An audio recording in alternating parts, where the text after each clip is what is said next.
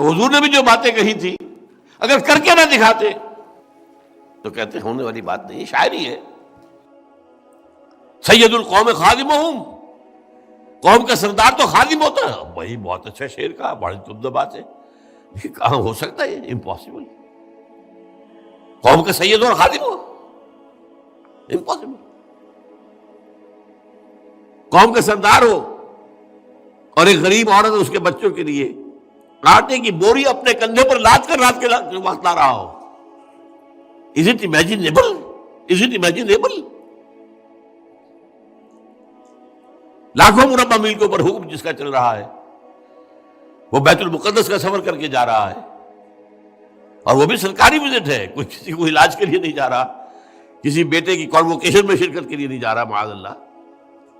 وہاں سے ریکویسٹ آئی آپ یہاں آئیں گے تو یہ بیت المقدس جو ہے فتح ہو جائے گا، یروشلم فتح ہو جائے گا. اس لیے کہ وہاں کے عیسائی علماء نے کہا تھا اے مسلمانوں ہماری کتابوں میں لکھا ہوا ہے کہ یہ شہر فتح ہوگا، لیکن جس کے ہاتھوں فتح ہوگا اس کی کچھ نشانیاں تم میں وہ نہیں ہے، یہ کبھی فتح نہیں ہوگا تمہارے ہاتھوں چاہے تم قیامت تک پڑے رہو. اس لیے کہ یروشلم کی فصیلیں بہت اونچی تھیں، اندر سے سیلف سفیشینٹ، پانی اور ہر چیز موجود. تو ابو عبیدہ بن الجراح رضی اللہ تعالیٰ عنہ امین هذه الامہ، ان کی گئی ہے ریکویسٹ دارالخلافہ آپ تشریف لائیں تو یہ شہر فتح ہو جائے گا. یہ سفر کیا ہے 700 میل کا سفر، ایک اونٹ اور ایک خادم ساتھ ہے، کوئی خدم و حشم نہیں، کوئی باڈی گارڈ نہیں، کچھ نہیں. اور چونکہ اسی پر راستے کا راشن بھی ہے تو وقت پہ ایک آدمی بیٹھ سکتا ہے. ایک منزل خلیفہ اوپر بیٹھا ہے اور خادم آگے چل رہا ہے نکیل پکڑ کر. اگلی منزل خادم اوپر بیٹھا ہے اور خلیفہ آگے چل رہا ہے نکیل پکڑ کر. Can you believe it?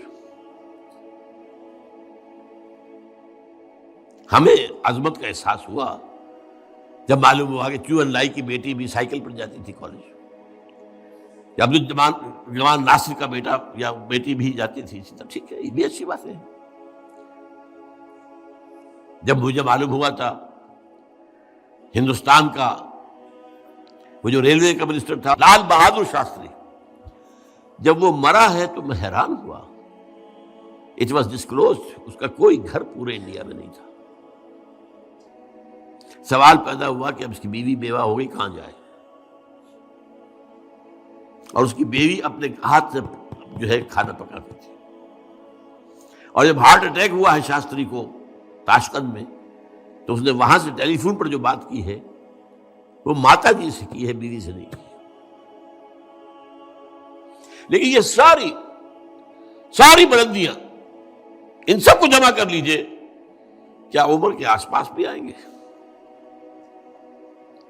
یہ کارنامہ کر کے دکھایا محمد رسول اللہ صلی اللہ علیہ وسلم. اس کو قائم کرو اور دنیا پر حجت قائم کر دو کہ ہاں دین یہی ہے، حق یہی ہے، نظام یہی ہے. اسی میں انسان کی فلاح ہے، اسی میں اس کی بہبود ہے، اسی میں اس کی اخلاقیات کی بلندی ہے، اسی میں اس کی تہذیب کی مضبوطی ہے، اسی میں اس کے تمدنی کے تقاضے پورے ہو سکتے ہیں.